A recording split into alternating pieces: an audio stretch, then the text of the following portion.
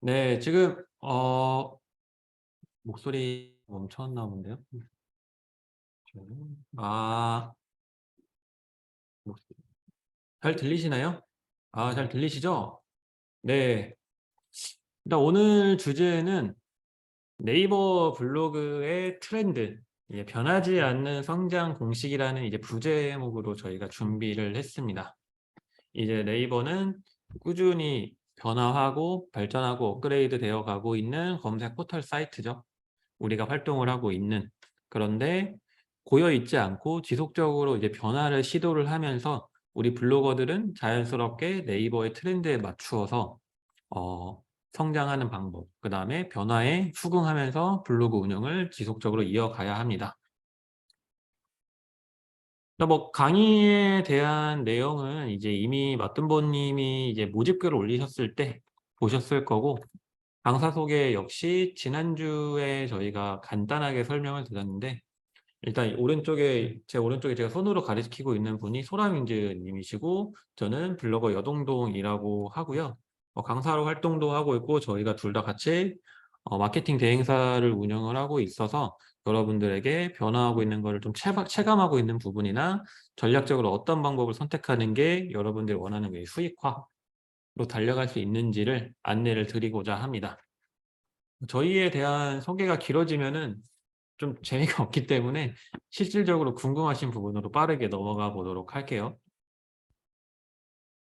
오늘 강의는 이런 분들에게 저희가 추천하고 싶다라고 좀 미리 기재를 해놨어요. 점검 포인트로 좀 볼 수 있는데, 일단 무턱대고 블로그를 시작하신 분들, 무턱대고 블로그를 시작한 초보나 아니면 수익화를 노리고 있는 사람들에게 이 강의를 좀 추천을 드리고 싶습니다.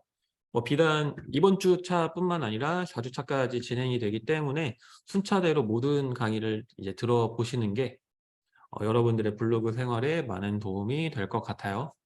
두 번째는 운영 기간은 되게 길어요. 1년 이상, 2년 이상 이렇게 하신 분들도 여기에 되게 많으실 텐데, 그럼에도 불구하고 수익화 달성에 실패하신 분들, 혹은 수익화가 좀 어렵게 느껴지시는 분들에게도 이번 강의를 좀 권장드리고 싶어요. 세 번째는 이제 모두에게 속한다고 보여지는데, 블로그 운영을 위한 전체적인 개념, 그다음에 가이드라인이 필요한 블로거에게 추천을 하고 싶습니다. 또 개인적으로 생각하는 이제 좀 추천하고 싶은 인원들이 있나요? 음 그렇게요. 저는 뭐 초보분들이 대상이 가장 중요하다고 봐요. 일단 뭐 지금은 딱히 떠오르는 분들은 없네요. 네, 네. 알겠습니다. 네, 오늘 강의 목차는 달라진 네이버 검색 로직을 간략하게 좀 살펴보고요. 그 다음에 실전에서 블로그를 운영하는 팁, 그 다음에 질문과 답변, 그 다음에 다음 주 강의를 미리 좀 살펴보는 프리뷰로 준비를 했습니다. 일단 제가 먼저 이제 달라진 검색 로직에 대해서 좀 이야기를 드리려고 하는데요. 과거에는 이제 통합 검색이라고 불리는 검색 블록이 있었죠. 대부분의 게시글이 통합 검색에서 블로그 영역에서 노출이 됐을 때 내 글이 사람들에게 보여지고, 그 통합 검색 상위 노출을 위해서 굉장히 많은 글을 쓰고 연습하고 또 다시 발행을 하고 등등등 과정들을 거쳤어요. 이어서 이제 뷰라고 하는 영역이 생겨 가지고 카페 게시글과 블로그 게시글이 합쳐지면서 이 뷰 탭의 상위 노출을 원하는 게 과거의 통합 검색의 개념이 되어 버렸어요. 이 말은 이제 좀 보면은 통합 검색과 뷰 탭 같은 경우에는 아무래도 최적화 블로그라고 불리는 신뢰도가 높은 블로거들이 유리할 수밖에 없는 구조예요. 왜냐하면 블로그의 영역이 다양하지 않고 리뷰나 아니면 정보를 찾는 사람들에게 보여줄 수 있는 게시글이 블로그 또는 카페에 올라오는 게시글들이 좀 대부분이었기 때문에 신뢰도를 바탕으로 하다 보니 긴 시간 블로그를 운영한 사람들, 즉 최적화 블로거에게 노출이 유리한 구조였어요. 따라서 과거에는 뒤늦게 블로그를 시작한 사람은 당연하게도 이제 노출이 잘 안 되거나, 아니면 노출이 되더라도 굉장히 밑에 윗순위에 노출이 되면서 조회수도 안 나오고 수익도 잘 안 나고, 블로거 입장에서는 좀 재미가 없었을 거예요. 근데 계속 이렇게 고인물들만 좀 밀어주는 네이버의 운영이 있었다면 지금의 여러분들이 블로그를 시작하지 않았을 거라고 생각을 하고요. 지금 같은 경우에는 스마트 블록이나 지식 스니펫, 뭐 인플루언서 검색 시스템 등이 추가되면서 다양한 블로그에 다양한 게시글이 노출되는 네이버의 현재 검색 로직이 완성되게 되었습니다. 뭐 완성이라고 말은 했지만 지금도 꾸준히 업그레이드가 되어가고 있고 네이버 서치 블로그, 공식 블로그에서 변화하는 점에 대해서 계속 지속적으로 안내를 하고 있는 상황이에요. 제가 미리 좀 몇 가지를 검색을 해 가지고 달라진 검색 로직에 대해서 한번 정리를 좀 해 봤어요.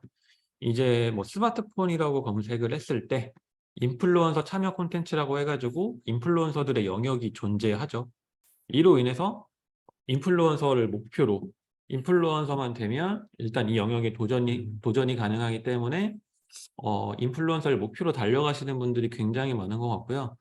며칠 전에도 저희 옛날 음. 수강생이었던 분이 "이번에 인플루언서에 선정이 됐다."라면서 굉장히 기쁜 마음을 전달해 주셔 가지고 저도 성취감이 좀 느껴졌던 그랬던 일이 있습니다. 좀 전에 채팅 치는 것도 제가 봤거든요. 지금 네네. 방에 들어와 계세요, 지금. 네. 네. 뭐 인플루언서 같은 경우에는 영역이 확실히 존재하다 보니까 여러분들이 좀 목표로 해야 되는 곳이라고 좀 볼 수가 있고요.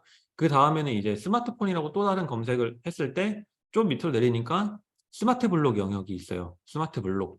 네이버에서 지금 굉장히 밀고 있는 영역이죠. 점점점 이제 분야가 확대가 되어 가고 있고 스마트폰이라고 검색을 했을 때 삼성 핸드폰 추천이라고 하는 이제 블록이 추가가 되어서 이와 비슷한 게시글을 작성한 사람들을 스마트 블록에 노출을 시켜주고 있어요. 여기는 최적화 블로그만 노출되는 게 아니라 준최적화 블로그도 노출이 될 수 있고 뭐 최신성보다는 좀 더 신뢰도가 높은 게시글들이 노출되는 경우가 많아요. 좀 더 화면을 내리니까 이제 스마트폰이라고 했을 때 스마트폰 자급제와 관련된 스마트 블록이 존재했어요. 같은 키워드지만 인플루언서 참여 콘텐츠가 있었고 스마트 블록 콘텐츠가 여러 가지가 있었고 그다음에 통합 검색으로 대변되었던 뷰탭은 이제 스마트폰이라고 하는 키워드에는 존재하지 않았어요. 물론 이제 볼 수는 있지만 첫 페이지에 뷰탭이 존재하지 않았다는 것은 여러분들이 최적글들과 경쟁하는 것 이외에 이제 준최적화들도 신뢰성 높은 게시글, 뭐 연관성이 높은 게시글을 작성을 통해서 이런 블록들의 노출을 노리면서 조회수, 그다음에 수익을 노려볼 수 있게 되었다라고 볼 음. 수가 있습니다. 그리고 스마트 블록 같은 경우에는 이제 누가 검색했느냐에 따라서 이제 결과가 조금씩 달라질 수 있고요. 그렇기 때문에 정말 많은 키워드들이 존재하고 있거든요. 그렇기 때문에 이제 더 이제 준치적 분들에게 많은 기회가 열려 있다고 보시면 될 것 같아요. 뭐 저 같은 경우에는 워낙 이제 핸드폰, IT와 관련된 게시글을 검색을 많이 하기 때문에 제 아이디에는 이 사람은 스마트폰을 검색을 했을 때 삼성 핸드폰 추천 혹은 스마트폰 자급제에 관한 정보를 궁금해할 거야. 라는 네이버의 이제 알고리즘의 결과값이 있고 만약에 반대로 이제 소라빙제님 같은 경우에는 다른 결과가 나올 수 있기 때문에 여러분들도 이제 스마트 블록을 노려 가지고 게시글을 작성하면 좀 더 재미있게 블록을 할 수 있을 거예요.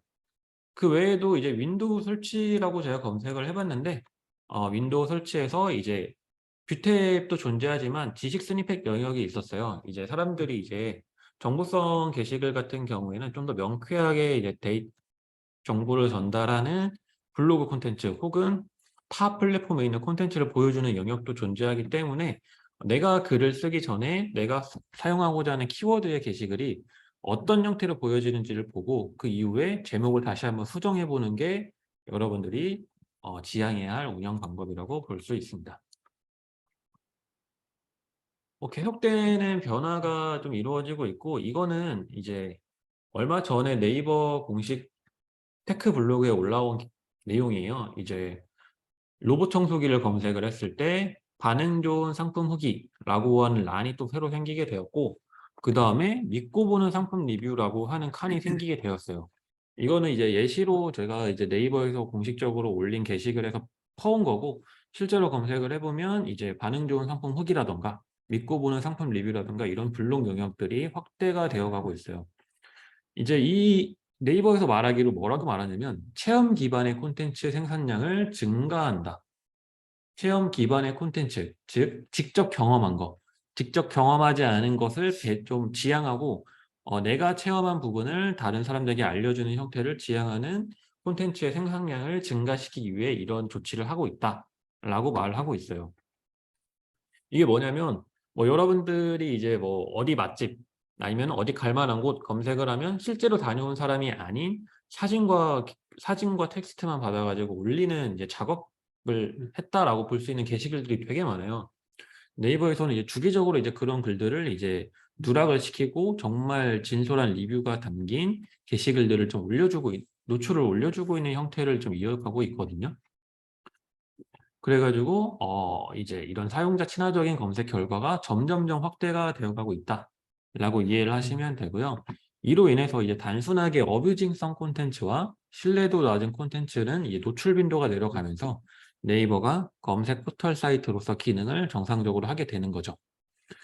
여기서 음. 보면은 저는 이제 만약에 내가 대가를 받고 쓰는 게시글도 정말 이제 허위 과장 광고가 아니라 좀 진솔하게 후기성으로 작성을 하면 좀 더 노출이 더 잘 될 것 같다라는 생각을 하게 되거든요. 똑같이 사진을 받고 쓰더라도 원고랑 글이랑 다 그대로 올리는 것보다는 내용을 이제 내 톤에 맞춰서 톤의 면에 맞춰서 고쳐서 쓰는 게 좋을 것 같네요.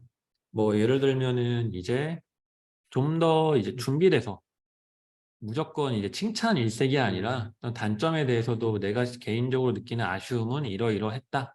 그런데 이 부분은 이래서 좋았다. 이렇게 명확하게 좀 장단점을 좀 설명해 주고 광고주 입장에서는 당연히 단점을 말하는 걸 싫어하겠지만 이 단점을 부각해 가지고 까내리는 게 아니라 "이런 부분은 좀 아쉬웠다." 정도로 좀 순화해서 글을 쓰면 고객들 예를 들어서 뭐 검색을 통해서 정보를 확인하고 구매하고자 하는 사람들에게도 거부감 없이 읽히면서 좀 오랫동안 글을 읽고 실제로 전환까지 이루어지는 효과를 기대해 볼 수 있을 것 또 같아요. 그런 걸 많이 쌓아두면 진짜 가끔씩 이제 광고주가 무조건 좋은 날만 써달라고 하는 경우가 있거든요. 그렇게 한두 번씩은 써도 되는 그런 게 충족이 되는 거죠. 그래서 이제 뭐 점점 이제 스마트 음. 블록은 이제 사용자 기반 저희가 뭐 사용자 친화적이다, 사용자 기반이라고 말을 하는데 이제 개개인마다 AI가 이제 분석을 적용해서 '아 이 사람이 뭐 디저트라고 검색을 하면 어떤 걸 원할 거야. 데이트 코스를 검색하면 이 사람은 무엇을 원할 거야.' 점점 이것을 이제 데이터화하면서 뭐 빅데이터라고도 하죠. AI가 이제 구분을 해 가지고 '스마트 블록의 영역을 점진적으로 확대를 하고 있다.'라고 이해를 해 주시면 돼요. 뭐 간단하게 좀 명쾌하게 말을 해 드리면 이제 준최적화도 이제 블로그 조회수를 많이 올리면서 이제 블로거로서 수익을 노려볼 수 있는 환경이 점점 확대가 되어 가고 있다라고 볼 수가 음. 있어요. 실제로 전체적으로 이제 10,000불, 20,000불 이상 찍는 분들도 많이 계세요. 이슈성 뜨지 않고서도요. 뭐 이게 변화가 되고 있지만 그럼에도 불구하고 음. 바뀌지 않는 기본적인 운영 방법이 있겠죠. 음. 이제 저희가 이렇게 살펴봤던 이제 음. 스마트 블록이라든가 아니면 이제 사용자 친화적인 새로운 이제 검색 결과라든가 아니면 이제 인플루언서 영역, 지식 스니펫 영역 이런 부분은 지속적으로 이제 업그레이드가 되어 가고 있기 때문에 우리가 노려봐야 할 거고 이런 거 막 신경 쓰면서 하면 사실 좀 초보자 입장에서는 되게 어렵거든요. 뭐 그럼에도 불구하고 바뀌지 않는 기본적인 운영 방법은 이렇게 세 가지 정도로 그냥 압축해서 한번 정리를 해 봤어요. 첫 번째는 내가 활동하고 있는 주제 내에 다양한 키워드를 쌓아가는 것. 이게 다양한 키워드라고 하는 게 정말 나랑 관계없는 그런 걸 쌓아가는 게 아니라 이 아이폰이라고 하는 이 핸드폰을 빗대서 얘기를 해 보면 뭐 아이폰과 관련된 설정 방법 뭐 카메라 설정도 될 거고 뭐 배경화면 설정도 될 거고 홈화면 설정도 될 거고 뭐 아이폰의 어떤 앱을 소개하는 거 아니면 기본 앱을 소개하는 거 이런 게 결국엔 아이폰과 관련된 정보를 제공하면서 키워드를 다양하게 쌓아갈 수 있다라는 거잖아요. 여러분들이 이제 뭐 내가 이제 리빙 관련된 인테리어와 관련된 정보를 쌓고 있다면 맨날 같은 내용만 하는 게 아니라 조금은 시각을 바꿔서 인테리어와 연결될 수 있는 뭐 DIY라든가 이런 거를 작성을 하면서 키워드를 쌓아가는 게 여러분들의 블로그를 육성할 수 있는 기본적인 가이드라인이 될 수 있어요. 그리고 이제 그 키워드로 이제 검색자가 검색해서 들어왔을 때요. 이제 만약 예를 들어 이제 검색자가 아이폰 14 홈화면 설정으로 검색해서 들어왔는데 막상 글을 보면 이제 아이폰 14 배터리에 대한 이야기만 하고 있다든지 그런 식으로 작성되면 안 되겠죠. 실제로 들어왔을 때 검색자가 아이폰 14 예를 들어 뭐 배터리로 들어왔으면 배터리에 관련된 내용이 적혀 있어야 되고 홈화면 설정이 적혀 있으면 홈화면 설정에 관한 내용이 적혀 있어야 돼요. 네, 이렇게 이제 지금 키워드에 맞춰서 이제 전문성 있는 콘텐츠를 이제 꾸준히 게시해 주는 게 핵심입니다. 여기 좀 이게 오해라면 좀 오해인 부분이 있는 게 주제를 이제 나는 이제 생각했던 주제가 있잖아요. 이제 초보 블로거들이 많이 실수하는 게 그 주제 이제 범주를 되게 좁게 생각하는 경우가 있어요.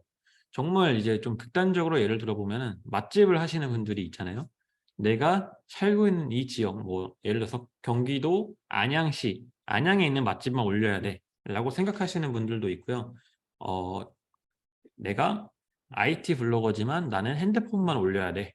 핸드폰과 관련된 정보만 올려야 돼. 이렇게 생각하시는 분들도 있더라고요. 더 좁게 뭐 핸드폰 중에 특정 기종만 올려야 된다든지 그런 분들도 계시더라고요. 전혀 그렇지 네. 않고요. 네이버에서 이제 카테고리 즉 주제는 굉장히 넓은 범주로 적용이 될 수 있기 때문에 어 내가 활동하고 있는 주제 내에서 굉장히 다양한 키워드를 쌓아가는 게 여러분들의 가이드라인이 될 것 같아요. 맨날 이제 비슷한 것만 써 봤자 어차피 비슷한 사람들만 검색해서 비슷한 사람들이 들어오기 때문에 방문자가 늘지 않는 거고 좀 더 다양하게 키워드를 쌓아가는 걸로 저희가 한번 약속을 하면 좋을 것 같아요. 두 번째는 검색자, 즉 독자가 얻고 싶은 정보를 제공하는 거예요. 방금 설화민즈 강사님이 말씀하신 게 뭐 이제 홈화면에 대한 내용으로 제목을 구성을 했는데 본문에는 홈화면 내용은 정말 적고 다른 내용이 들어가 있다면 가짜 글처럼 느껴지겠죠. 뭐 광고성이라든가 아니면 읽고 싶지 않은 글. 따라서 내가 제공하고자 하는 정보를 제목에 적었다면 그 정보에 대해서 정말 디테일하게 좀 조금이라도 공부를 해서라도 글을 썼으면 좋겠어요. 요즘엔 또 그렇게 안 쓰면 노출도 잘 안 되고요. 만에 하나 좀 지수가 높아가지고 노출이 잘 됐다 하더라도 금방 글이 밀리거나 누락이 되거든요. 그 굉장히 중요한 부분이니까 이렇게 신경 써서 써주시면 좋을 것 같아요. 이제 뭐 이거를 이제 뭐 요즘에 네이버의 이제 알고리즘에서 질의 의도라고 되게 많이들 얘기를 하더라고요. 질의 의도가 뭐냐면 이제 검색자가 얻고 싶은 정보를 정확하게 블로거가 게시글을 통해 전달하는 것. 이렇게 이해를 해 주시면 될 것 같아요. 뭐 이제 오늘도 네이버에 무언가를 검색해 보신 분들이 계실 거예요. 뭐 내일이 이제 내일부터 금요일이고 주말이니까 뭐 가고자 하는 지역의 여행지라든가 맛집이라든가 카페 같은 정보를 좀 찾고 싶어서 검색하신 분들도 계실 텐데 그런 경우에 내가 원하지 않는 너무 광고만 담겨 있고 나는 그냥 카페가 궁금했을 뿐인데 카페보다는 막 여행지에 대한 정보만 있으면 별로 이제 읽고 싶지 않아지잖아요. 이제 내 글을 보는 사람들도 마찬가지거든요. 내가 미역국 끓이는 법을 알려달라고 해서 미역국 끓이는 법을 검색해서 내 글을 봤는데 미역국 내용은 요만큼만 있고 뭐 그냥 뭐 재료 손질에 대한 거나 뭐 재료를 구매한 뭐 마트에 다녀왔던 내용만 가득하면은 읽고 싶지 않아지겠죠. 따라서 검색자와 독자가 얻고 싶은 이 질의 의도에 맞춰서 정보를 제공해 주는 게 여러분들의 가이드라인이 될 것 같아요. 세 번째는 이제 전문성을 보여줄 수 있는 콘텐츠를 항상 강조하는데 꾸준히 해요. 꾸준히라는 말이 정말 어렵지만 여러분들이 꾸준히 하셔야 돼요. 뭐 꾸준히는 이제 하루에 하나씩이 될 수도 있고 뭐 이틀에 하나씩도 될 수가 있는데 뭐 다다익선이라고도 좀 볼 수가 있는데 저는 이제 하루에 하나 정도 아니면은 이틀에 하나 정도는 꾸준히 블로그를 운영을 하셨으면 하는 바람이 좀 있어요. 지난주에 나왔던 이야기죠. 네. 저희가 이 페이지 이제 현재 보이는 페이지는 사실 저번 주에 Q&A를 받고 좀 추가한 내용인데요. 왜 추가를 했냐면 이제 목적에 따라서 블로그를 이제 육성하는 게 장단점이 존재하기 때문이에요. 일단은 꾸준하게 이제 정보성 게시글 쌓아가는 블로그와 체험단을 목적으로 한 블로그 둘 다 틀렸다가 아니라 장단점이 존재해요. 일단 제가 소라인지 님이 전문성을 쌓아가는 블로그의 장점을 한번 얘기를 해 주시면 좋을 것 같아요. 전문성 쌓아가는 블로그는 이제 뭐 여러분이 그냥 생각하는 파워 블로그라고 보시면 될 것 같고요.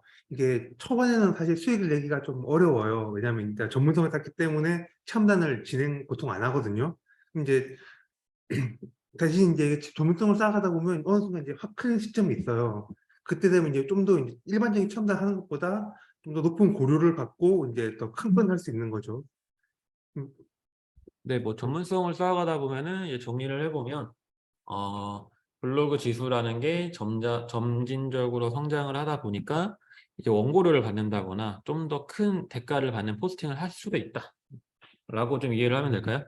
그쵸. 그러니까 물건 뭐 10,000원짜리, 20,000원짜리 받는 이제 체험단이 아니라 뭐 실제로 이제 많은 파워블로거로 듣는 분들 이제 원고료 하나에 10만 원, 20만 원 이렇게 좀 큰 건들을 받는 그런 블로거가 될 수 있는 거예요. 근데 뭐 그렇다면은 좀 단점도 있지 않을까요? 저 만약에 전문성을 쌓는다고 하지만 이게 전문성을 결정하는 게 결국 네이버 AI 알고리즘이잖아요. 그러니까 그렇죠. 내가 아무리 전문성 있는 글을 쓴다 하더라도 네이버 알고리즘에 인정을 못 받으면 전문성 있는 블로그가 안 되는 거고 그럼 수익을 아예 낼 수 없는 경우가 생길 수도 있어요. 뭐 한 가지 더 붙이면 시간이 좀 오래 걸릴 수 있다. 그쵸. 이제 그게 제일 뭐 크죠. 블로그의 이제 지수를 쌓아가는 과정에서 시간이 오래 걸리기 때문에 중간에 이제 하차하는 분들이 좀 많아요. 음. 근데 저희와 이제 같이 강의를 들으신 분들이나 아니면 맞돈보님과 강의를 듣고 맞돈보님의 강의를 따라서 블로그를 하시는 분들 중에 예전에는 열심히 했지만 지금은 어 블로그를 하지 않는 분들도 되게 많으실 거고요. 이제 그럼에도 불구하고 꾸준히 이제 시간을 두고 블로그를 운영을 하면서 지금은 이제 수익화 그리고 혹은 인플루언서 선정 그리고 나와 이제 관계되어 있는 사업체를 뭐 소개하는 그 브랜드 블로그를 운영하는 분들도 굉장히 많은 것 같아요. 그렇다면 반대로 이제 체험단을 목적으로 한 정말 그냥 체험단만을 위한 블로그를 육성하는 음. 경우에 장점이 뭐가 있을까요? 장점은 이제 빠른 시간에 재미를 볼 수 있죠. 예를 들어 뭐 방문자가 잘 나오는 이슈성 글을 이제 빠르게 쌓아가지고 방문자를 최대한 늘려놓고요. 그 상황에서 이제 체험단 이제 자잘한 체험단 위주로 하는 거죠. 예를 들어 뭐 맛집 방문, 뭐 육아용품 받고 이렇게 뭐 여행 가고 하는 이런 것들이요. 하지만 이제 단점은 이제 그 이상 클 수가 없다는 거예요. 체험단 수준에서 머무르는 거죠. 근데 만약 그 정도로 만족할 수 있다면 체험단도 나쁘지 않아요. 하지만 이제 나중에 더 큰 수익을 얻고 이제 예를 들어 전업을 하고 싶다 이런 경우에는 첨단 블로그로는 이제 한계가 있는 거죠. 뭐 이제 장점과 음, 단점을 또 한 번에 말씀해 주셔 가지고 음, 정리를 해 보면 장점은 이제 좀 더 빠르게 이제 맛집 체험이라든가 아니면 좀 소소한 상품들을 체험할 수 있는 그런 환경을 마련할 수 있는 게 체험단 목적의 블로그가 될 수 있고 단점은 이제 정말 높은 수준의 수익을 얻기는 어렵고 흔히 말하는 음, 잡블이라고 불리는 블로그가 되기 때문에 인플루언서라든가 전문성을 음, 중심으로 이제 지수를 쌓아가기는 좀 어렵다. 음. 라고 볼 수가 음. 있을 것 같네요. 근데 사실 이걸 두 개를 구분해서 볼 필요는 없잖아요. 전문성 있는 첨단 블로그를 만드시면 돼요. 네, 저희가 그래서 이제 또 역시나 예상했던 대로 질문이 왔는데 이제 음, "잡불이 안 좋냐?"라고 이렇게 다 질문을 주셨는데 저희가 사실 좀 어 내용을 좀 더 넣어 음, 놨어요. 일단 꾸준함이라고 하는 건 기본으로 들어가고요. 체험단을 목적으로 하는 블로그도 전문성을 바탕으로 운영을 할 수가 있어요. 뭐 이제 맨날 맛집만 어느 날은 맛집 가고 음, 어느 날은 뭐 마스크를 리뷰를 하고 어떤 날은 핸드폰 케이스 리뷰하고 이런 식으로 체험단만 하는 사람은 전문성이 없다. 음, 이게 한 주제에 대해서 전문가가 아니다라고 판단할 수밖에 없는 게 음. 네이버 알고리즘이고요. 아무리 전문적으로 글을 쓴다 해도 네이버 알고리즘은 전문가라고 판단해 주지 않아요. 뭐 오늘은 뭐 이제 청주에 있는 맛집을 음, 가고 내일은 뭐 부천에 있는 맛집을 가고 뭐 그다음 날은 뭐 광명에 있는 맛집을 가고 이렇게 맛집만 전문적으로 체험단을 하는 사람은 맛집 블로거로서 음, 체험단을 운영하고 있지만 이제 맛집 전문가, 전문성이 있는 맛집 블로그가 될 수가 있겠죠. 약간 이게 오해인 게 다양한 거를 뭐 다루다 보니 전문성이 떨어져서 네이버 알고리즘에서는 이 사람의 블로그의 정체성을 좀 파악하기가 좀 어려운 거고요. 체험단을 하더라도 한 주제 내에서 뭐 쪼끔씩 이제 좀 더 주제를 벗어나는 경우도 있지만 카테고리 내에서 운영이 된다면 충분히 체험단 블로그로도 인플루언서에 음. 도전할 수도 있고 수익화를 더 노려볼 수도 있다라고 이야기를 드리고 싶어요. 지금 반대로 뭐 잡불이라 할지라도 메인 주제가 하나 정해져 있으면 얼마든지 인플루언서가 될 수 있어요. 뭐 저 같은 경우에는 이제 좀 권장을 드리고 싶은 게 인플루언서 도전하고 있다고 체험단 하지 마라. 이건 좀 음, 아니거든요. 대신에 내가 육아 블로거로서 육아 인플루언서를 노리고 있다면 육아와 관련된 제품을 리뷰를 해야지 갑자기 맛집을 간다거나 여행을 간다거나 이래 버리면 안 되는 거죠. 전문성이 좀 떨어지기 때문에. 인플루언서도 뭐 어쨌든 그 선정되기 전까지 다른 주제를 아예 올리면 안 된다는 또 사실 아니거든요. 그치만 조금이라도 좀 확률을 높이기 위해서 음, 한 주제에서 다른 주제의 글을 쓸 시간에 그 노력으로 내 블로그 정체성에 맞는 주제를 한 번이라도 더 작성하는 게 좀 더 올바른 방향이 될 것 같아요. 뭐 체험단 블로그로 인플이 가능하다는 건가요?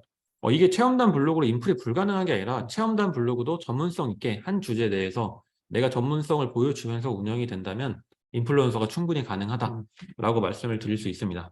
참고로 저는 거의 99% 이제 첨단 글밖에 없는데 인플루언서 달고 있어요. 그다음에 이제 전문성을 쌓아가는 시간이 좀 오래 걸리는 성장 방법을 선택하는 전문성을 쌓아가는 블로그도 체험, 리뷰, 대가성 콘텐츠를 발행하면서 운영이 가능해요. 결과적으로 말씀을 드리면 이 두 가지를 꼭 구분하지는 않아도 돼요. 물론 소소하게 이제 맛집이라든가 아니면 제품이라든가 뭐 1-2만 원 혹은 뭐 몇천 원 단위 아니면 좀 저가형 상품들을 받는 것에서 만족을 한다면 구분해서 운영하는 게 좀 더 효율적이겠죠. 하지만 좀 더 이제 고가의 상품 혹은 원고료를 목표로 하고 있다면 체험단을 하더라도 내 전문성, 내 주제, 내 정체성을 고려해서 받고 신청하고 운영하고 이런 움직임이 필요하다는 거죠.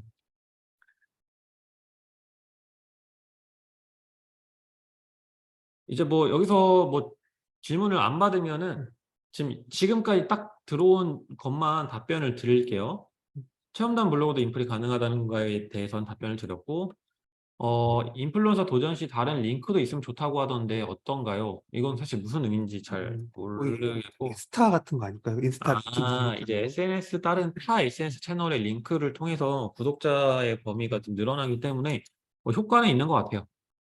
그다음에 이제 체험단 후 인플루언서가 되셨나요? 저는 이제 처음에 인플루언서 이제 모집을 시작할 때 처음에 그때 돼 가지고 체험단 후에 인플루언서가 됐다는 아니고요. 저희를 통해서 저희 강의를 듣고 좀 트레이닝을 받은 분들이 인플루언서에 되신 분들이 되게 많은데 "체험단을 하지 말아라."라고 얘기한 적은 없어요. 체험단도 내 주제 내에서 운영하면서 블로그로서 수익도 얻고 그다음에 전문성도 쌓아가면서 인플루언서가 되는 케이스가 좀 많았다라고 말씀을 드릴 수가 있고요. 리빙 안에서도 분야가 나누어지나요? 리빙이라고 하는 큰 범주 내에서는 분야가 세부적으로 나눠지겠죠. 하지만 네이버에서는 리빙이라고 하는 큰 범주 내에서 블로그를 좀 구분하고 있기 때문에 굳이 막 그렇게 크게 나누지는 않아도 될 것 같아요.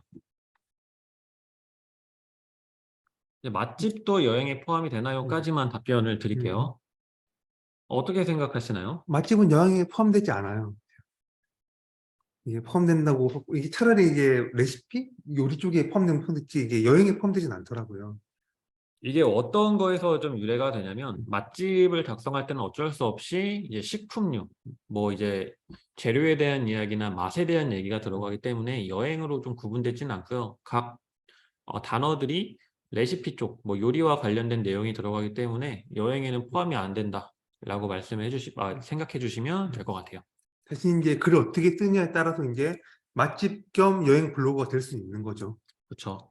이제 뭐 여행 맛집에 대한 내용을 쓸 때도 이제 뭐 여행지와 함께 연결해서 쓴다거나 하면서 좀 유도리 있게 음. 여행 인플루언서를 노리면서 운영이 가능하다. 이런 식으로 연관된 카테고리 두 개씩 돌리면 이제 좀 비수기도 없고 좀 유리하긴 해요. 블로그 운영에 있어서.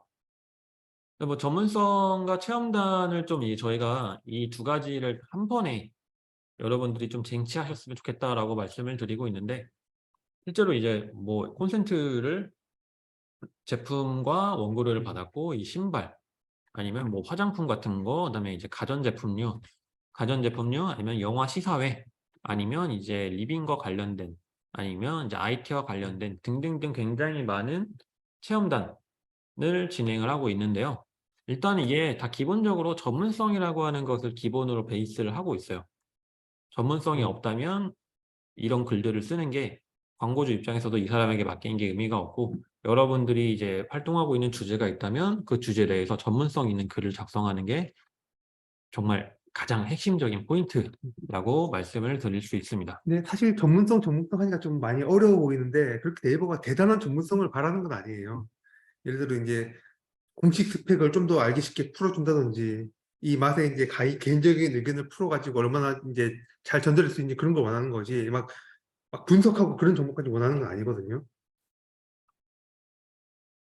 뭐 이제 음, 뭐 너무 이제 분석을 해야 된다, 뭐 음, 전문성 뭐 우리가 논문 쓰듯이 쓰는 게 아니라 음, 정말 진솔한 리뷰, 후기를 담아서 이제 내가 생각했던 거, 내가 느꼈던 거 공식적으로 오픈되어 있는 스펙이나 정보를 내 느낌대로 소개해 주는 거.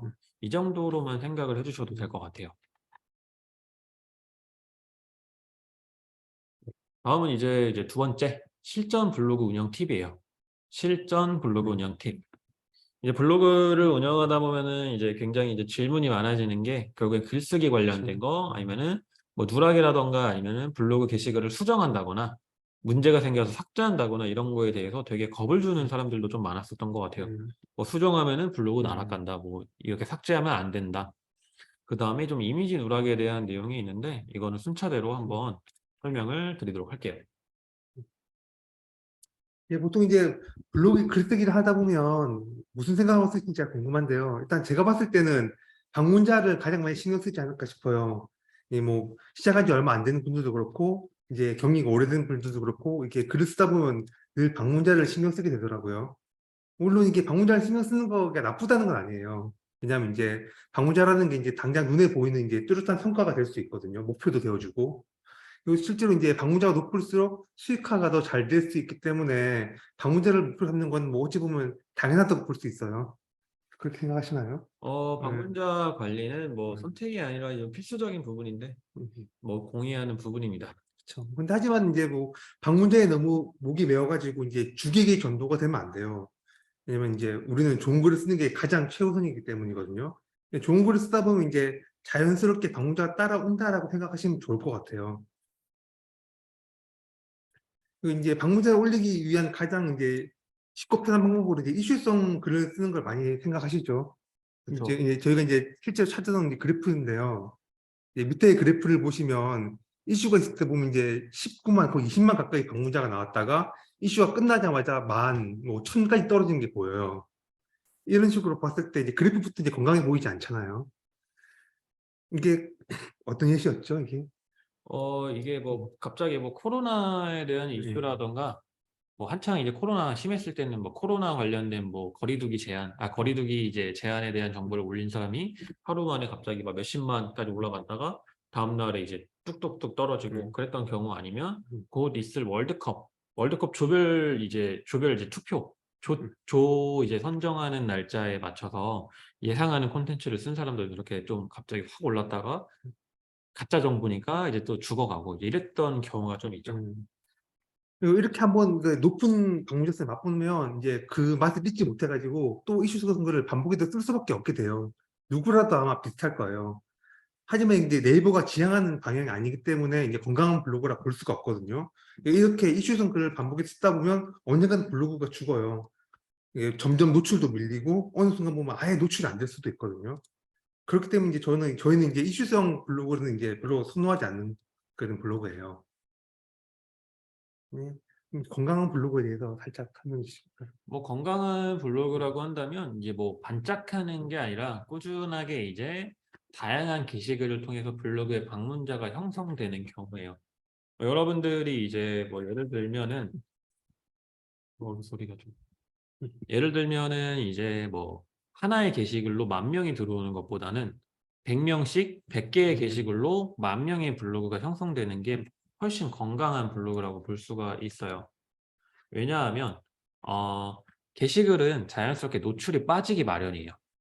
내가 1 번에 노출되고 있다고 하더라도 시간이 지나면 다른 사람에게 밀려 가지고 2 번, 3번 결국에는 첫 페이지에서 밀려날 수밖에 없는데 그럴 때마다 하나의 게시글에 블로그 방문자가 의존을 하고 있었다면 또 그 글을 써 가지고 어떻게든 1번 자리를 쟁취하기 위해 여러분들이 노력을 할 거예요. 하지만 100명 정도밖에 안 들어오는 블로그지만 100 명밖에 안 들어오는 하나의 게시글이 100 개가 쌓이면 그 만 불이 되는 거거든요. 여러분들이 목표로 하는 만 불이 될 수가 있는데 이런 경우에는 하나 두 개가 노출이 빠진다고 해서 타격이 없어요.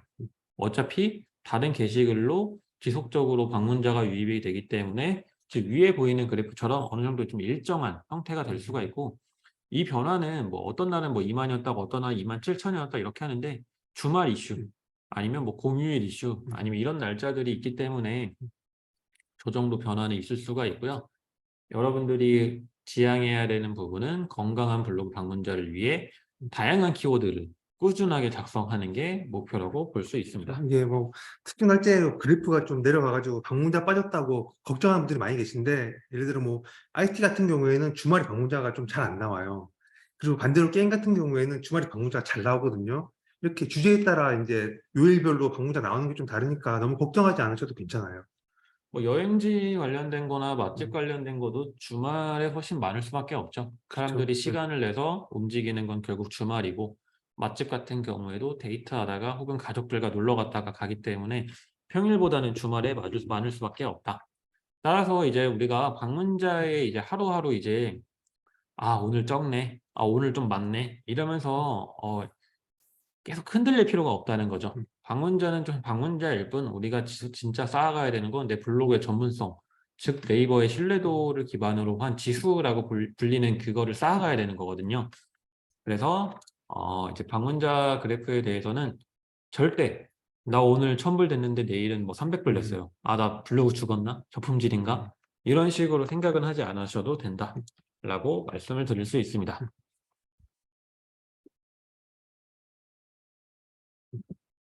그럼 이제 수정에 대해 좀 이야기해 볼까요? 일단 뭐 블로그 수정은 지난번에도 질문이 많이 나왔는데, 일단 수정은 해도 괜찮아요. 그냥 하라고 있는 기능이거든요. 이제 블로그 수정할 때 근데 문제가 되는 게 이제 키워드를 수정하는 거예요. 예를 들어 이제 내가 아이폰 14라는 키워드 노출하고 싶은데 노출이 안 됐거나 여기 밑에 있다. 아 이거 꼭 올리고 싶으니까 이제 키워드를 더 넣어야겠다 하고 처음에 5개를 넣었는데 뭐 5개를 추가해서 10개를 넣고 뭐 20개를 넣고 이렇게 했는데 또 만약에 20을 넣었는데 노출이 안 되잖아요. 그렇다면 아 이건 안 되니까 이제 아이폰 14 프로로 바꿔야지 하고 이제 키워드도 14 프로로 바꾸는 거예요. 그러니까 이제 내용 없이 이렇게 키워드만 바뀌는 게 예. 네. 뭐 키워드를 너무 많이 넣는 수정은 지양해야 되는 부분이 맞고요. 많이 궁금해 하시는 게, 수정을 할 때 뭐 오타 정도는 수정해도 되지 않나? 아니면 뭐 내용이 좀 바뀌었는데 수정해도 되냐? 이거에 대해서는 당연히 해도 되고요. 소라임지 님이 말씀하신 것처럼 네이버 글쓰기 에디터에서 지원하고 있는 기능이에요. 잘못된 정보가 있으면 수정을 해서 최신의 정보를 넣어줘야 되는 게 맞고요.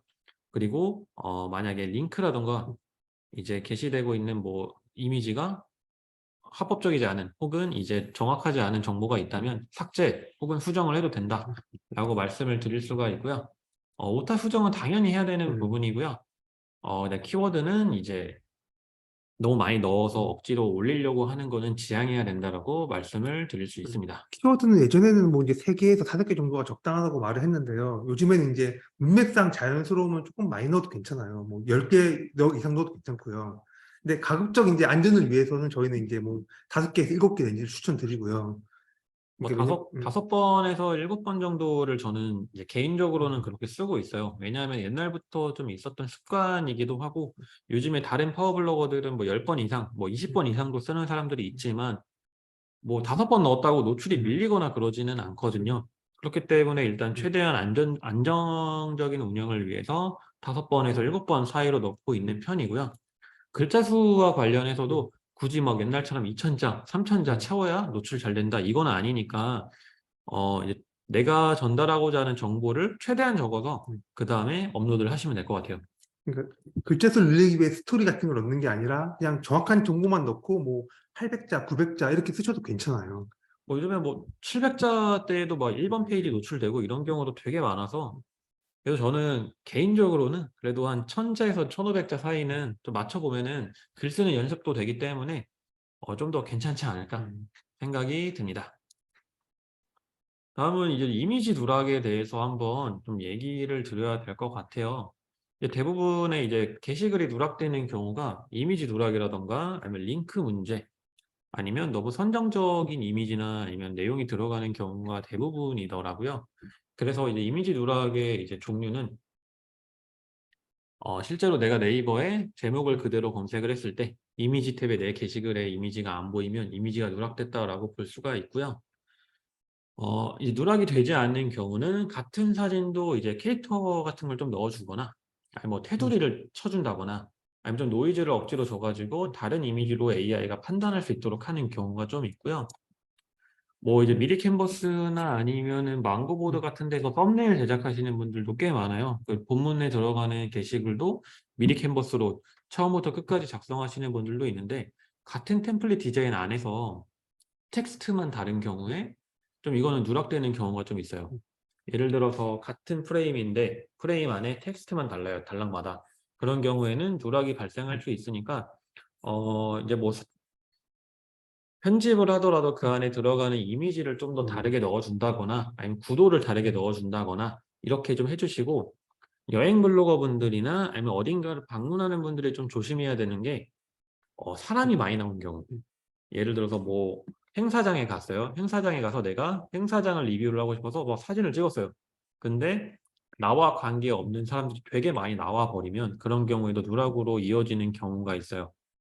모자이크를 좀 잘 해주면 좀 덜하더라고요. 근데 모자이크 해줄 때 네이버 에디터로 모자이크 해주는 게 아니라 외부 툴로 모자이크를 해주시면 좋을 것 같아요. 뭐 이제 사람이 많이 나오는 경우에는 좀 팁을 드리면, 저는 손을 최대한 올린 다음에 찍어요. 그래야 이제 다른 사람들의 머리 위로만 나오기 때문에 좀 그런 식으로 하고 있고, 그리고 이제 뭐 뷰티 블로거나 패션 블로거 아니면 뭐 육아 블로거 분들이 좀 실수가 많이 있는 부분이 사람의 신체, 이런 살들이 나오는 경우.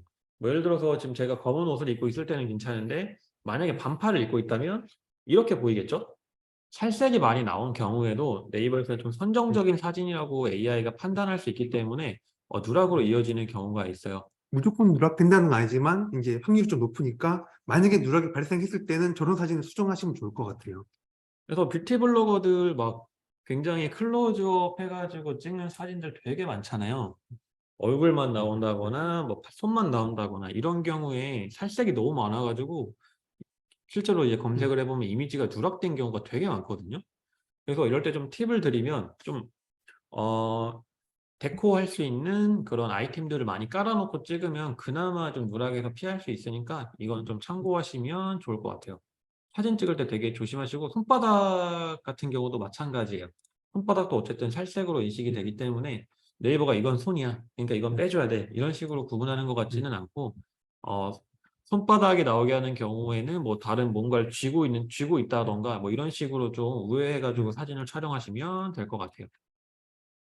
뭐 이미지 누락을 막을 수 있는 방법은 지금 몇 가지 지금 말씀을 드리다가 나왔는데, 그 외에는 이제 이 이미지마다 사진마다 이제 고유의 정보가 있는데 EXIF라고 하거든요.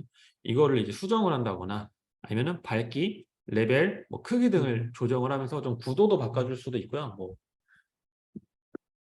직사각형의 사진을 좀 꺾어 가지고 보여준다거나 이런 식으로도 좀 할 수가 있어요. 그리고 이제 좀 질문이 많은 거. "체험단 배너 써도 되냐?" 내 블로그에 뭐 "레뷰에서 체험단을 참여했는데 체험단 배너를 넣어도 되나요? 다른 사람이랑 이미지가 같아서 누락되지 않나요?" 하시는데, 솔직히 체험단 배너는 어쩔 수 없어요. 그냥 100% 누락된다고 보시면 돼요. 예. 이 배너 자체는. 이미지 그렇다고 이미지가 하나 누락되었다고 게시글에 음. 노출도가 떨어지거나 이러지는 않기 때문에 체험단 배너는 어쩔 수 없이 넣어야 되는 부분인 거고, 공감이나 "댓글 달아 달라." 요구하는 개인용 배너 같은 음. 경우에는 저는 좀 음. '안 해도 음. 된다.'라고 생각해요. 굳이 내가 내 개인용 배너를 항상 똑같은 걸 넣어 가지고 이미지 누락을 좀 쌓아갈 필요는 없다라고 생각하는 부분이고요. 만약 꼭 놓고 싶다면 저기 네이버에서 유료로 파는 게 있어요. 그거 사서 쓰시면 상관없어요. 차라리 스티커로 하시는 게 음. 좋을 것 같습니다. 네, 뭐 그 정도, 이 음. 정도로 이미지 음. 누락을 좀 말씀을 드리고 싶고. 그리고 삭제의 경우 지금 잠깐 넘어간 것 같은데 삭제도 편하게 하셔도 괜찮아요. 다만 이제 삭제하실 때 너무 대량의 문서를 한꺼번에 삭제하시면 안 되고요. 그만 주의해 주시면 이제 좀 노출이 안 돼서 뭐 누락이 됐거나 뭐 예를 들어 이제 내용을 좀 숨기고 싶거나 하는 것들은 좀 이제 지워도 될 것 같아요.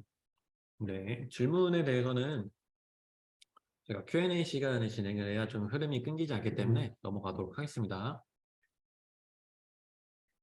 이제 뭐 글쓰기 전 고려사항으로 소라영주 님이 주제에 대해서도 좀 준비를 해 주셨어요. 주제에 대해서 한번 말씀을 드리겠습니다. 그거 했는데. 주제에 네. 대해서 이전에 음. 말씀을 그러면 나눴던 걸로 제가 음. 한번 같이 설명을 드릴게요. 주제라는 거는 결국에는 내가 제일 잘 아는 거를 좀 써야 돼요.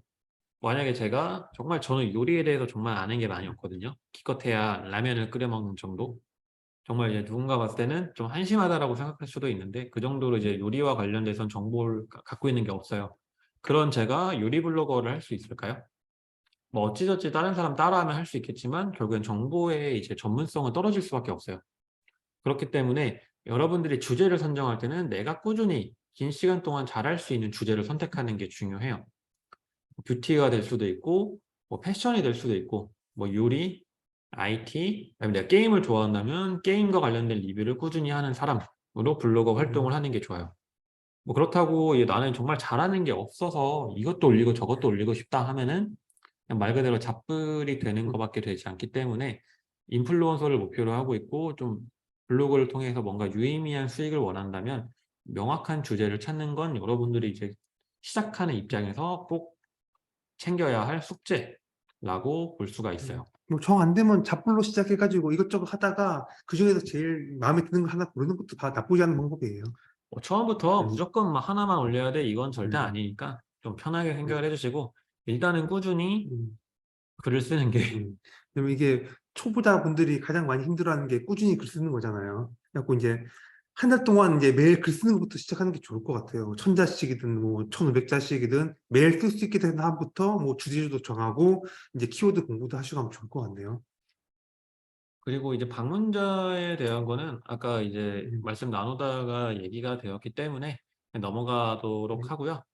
이제 오늘은 이제 뭐 이런 주제에 음. 대한 거나 수정이나 글쓰기, 이미지 누락 이런 거에 대한 음. 전반적인 좀 개념을 잡아 드리고 저희가 이제 향후에 진행하는 어 블로그 챌린지 2달 단위로 진행해서 여러분들과 챌린지를 진행을 할 거예요, 참가자들을 대상으로. 그때는 이제 세부적으로 이제 좀 디테일하게 긴 시간 동안 두고 강의가 진행될 수 있기 때문에 하나씩 좀 더 깊게 나눠 볼 수 있는 시간도 준비해 보도록 할게요. 그다음에 이제 뭐 양질의 글에 대해서 저희가 계속 말하는 전문성 있는 글, 양질의 글에 대해서 한번 소라인드 님이 한번 말씀을 해 주시면 또 제가 하는 감사하겠습니다. 건가요? 어 일단 뭐 양질의 글이라는 뭐 사실 인제 뭐 내용 키워드랑 제목 키워드랑 게 내용이랑 일치되는 게 양질의 글이에요, 사실 정확히 보자면.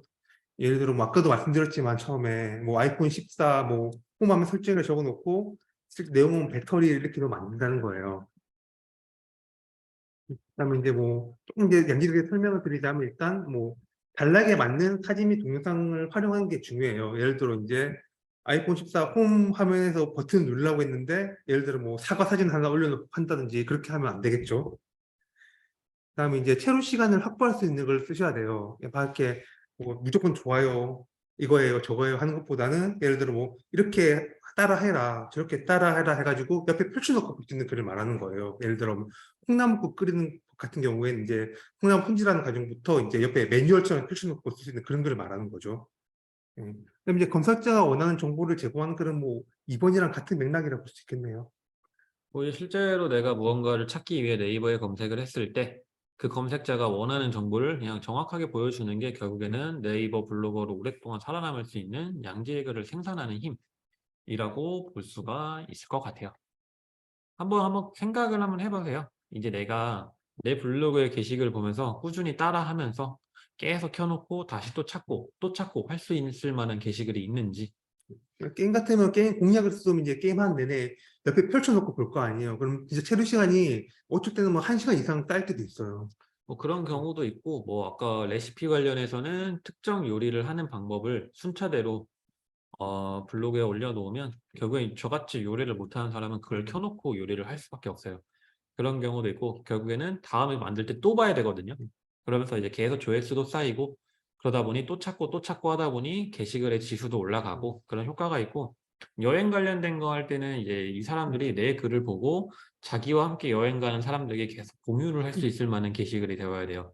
예를 들면은 정말 멋지게 사진을 찍는다든가 아니면 일정별로 게시글에 여행지를 이제 일정별로 아니면 뭐 타임라인별로 정리를 해 줘 가지고 다른 사람들도 참고할 수 있는 수준으로 글이 작성이 된다면 여러분들은 이제 네이버 블로거로서 수익도 달성하고 인플루언서도 선정되고 이제 뭔가 전업을 노려볼 수도 있는 환경이 될 수 있지 않을까 싶습니다.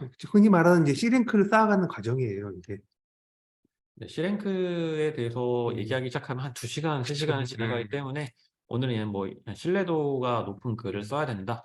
그래서 단락에 맞는 사진을 그리고 동영상을 써야 되고 체류 시간을 확보할 수 있도록 뭔가 공략성 아니면 정말 꾸준히 볼 수 있는 글을 작성을 해야 되고 검색자가 원하는 정보를 제공하는 글을 작성을 해야 된다. 블로그 강의에 대해서 검색을 했는데 블로그 강의는 찔끔 나오고 그냥 인스타 강의 알려주면은 재미가 없잖아요. 보는 사람은. 가짜 정보가 되기 때문에 이 부분은 우리가 항상 신경을 써야 된다라고 생각해 주세요. 그리고 콘텐츠를 업로드할 때 이런 부분은 좀 피해야 돼요. 예를 들어서 키워드 노출만을 위해 제목에 과하게 키워드를 넣은 사례예요. 이게 옛날에 한창 유행하다가 한동안 유행 안 했거든요. 근데 최근에 인플루언서가 다시 이제 등장하면서 이게 다시 유행하기 시작했어요. 이렇게 하면 인플루언서에서는 키워드 잡을 수 있을지 몰라도 뷰탭에서는 점점 떨어지다가 나중에 블로그가의 블렌드가 될 수도 있거든요. 그러니까 이게 뭔지 설명을 드리면 제목 내에 홍대 맛집, 또 홍대가 또 들어가는 홍대 입구 맛집, 그다음에 또 홍대역 맛집 이렇게 다 넣어가지고 억지로 노출을 노리거나 키워드를 넣은 경우이거든요. 약간 이게 옛날에는 이렇게 했을 때 다 노출되는 경우도 있었는데 이렇게 했을 때는 잦은 게시글 누락으로 이어질 수가 있고요. 그 다음에 저품질의 가능성도 생길 수가 있습니다. 100% 저품질 될 가능성이 있다고 봐요, 저는. 그래서 이제 키워드는 뭐 반복을 한 번만 하시는 게 좀 긍정적이라고 볼 수가 있고요. 그 다음에는 이제 많이 실수하시는 게 일기성. 그 다음에 뭐 연재형 포스팅은 사실상 이런 제목은 의미가 없어요.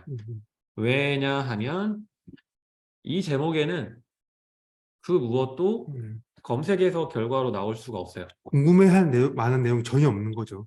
많이 실수하는 게 여기에다가 이제 개인의 일기를 이제 이렇게 쓰는 경우도 있고, 이제 미라클 모닝 1일차, 미라클 모닝 2일차, 아니 뭐 운동 1일차, 운동 2일차 이런 식으로 연재하는 경우에는 검색어로서의 기능을 하지 않기 때문에 이런 부분은 좀 피해 주셔야 돼요. 제가 이걸 넣은 이유는 이거 신청하신 분들 중에 이렇게 쓰시는 분들이 몇 명 계시더라고요. 그래서 일부러 넣어놓은 거예요.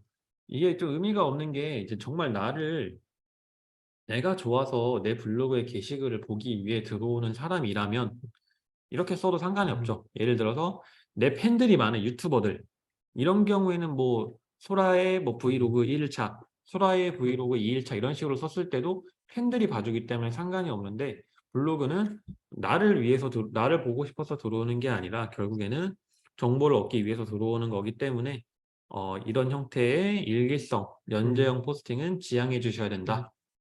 근데 뭐 정보성 포스팅, 후기성 포스팅을 하면서 진짜 순수하게 일기를 쓰는 거 괜찮아요. 일기를 아예 쓰지 말라는 건 아니에요. 하지만 일기를 써놓고 이제 방문자가 안 나온다, 사람들이 안 들어온다 이런 이야기를 하지 말라고 하는 거죠.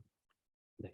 혹시라도 이렇게 글을 쓰고 있다면 다시 한번 제목을 점검해 보시는 게 좋을 것 같습니다. 뭐 수정과 삭제, 비공개에 대해서는 카더라 내용은 앞단에서 진행을 했기 때문에 패스하도록 하고요. 뭐 게시글 누락도 이미 다 진행을 했기 때문에 좀 넘어가고 여러분들이 스스로 점검을 해야 되는 내 블로그 저희가 뭐 다음 주까지 한 번씩은 생각을 해봤으면 좋겠어서 숙제를 좀 준비했어요. 숙제라는 말만 들으면 벌써부터 좀 하기 싫어지는 게 좀 사실 이해는 되는데 여러분들이 블로거로서 활동을 하기 위해서 이 정도는 항상 명확하게 생각을 하고 있어야 돼요. 일단 첫 번째 점검 포인트. 블로그 주제가 명확한가? 솔직하게 하면 여기서 나는 내 블로그는 어떤 블로그다. 어떤 걸 전문적으로 다루는 블로그다. 자신 있게 말할 수 있는 분이 있다면 채팅창에 한번 쳐주세요.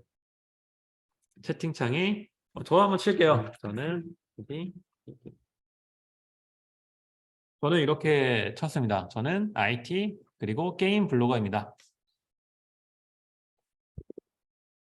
아이고 잡불이라고 하시는 분이 계시는데 펫 전문 블로거 인플루언서도 되셨고 쭉쭉쭉 나오네요. 네, 이렇게 자신 있게 말해줄 수 있는 분들은 1번 숙제는 해결된 셈이죠. 1번 숙제에 대해서 생각하실 필요가 더 없는 거고 목표하는 방향이 조금 다르다면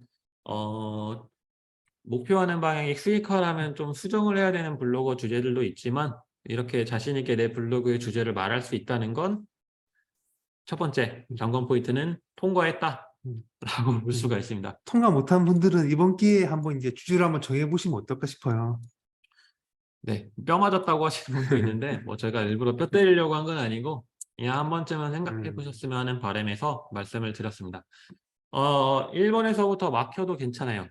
음. 저희가 뭐 "오늘 주제 명확하지 않다고 다음 음. 시간부터 들어오지 마세요."라고 할 수 있는 건 절대 아니고 찾아가기 위해서 강의를 음. 듣는 거고 블로그를 좀 재밌게 더 하기 위해서 강의를 들으시는 거니까 이거는 일 주일 동안 한번 생각하고 난 이후에 블로그에 글을 써서 한번 주제를 한번 잡아가시는 게 좋을 것 같아요. 두 번째는 이제 유사 문서, 유사 이미지 등 누락된 콘텐츠는 없는지를 좀 판단해야 되는데 이걸 어떻게 하냐면 네이버 음. 검색 포털 창에다가 내 제목을 그대로 검색을 해 보세요.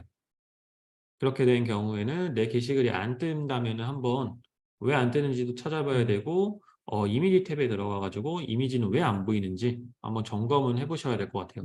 포스팅 발행하고 한 2시간, 3시간 지나서 테스트해 보면 이제 보통 제목이 검색이 되거든요. 예, 그 시점이 안 되면 이제 한번 다시 점검을 해볼 필요가 있어요.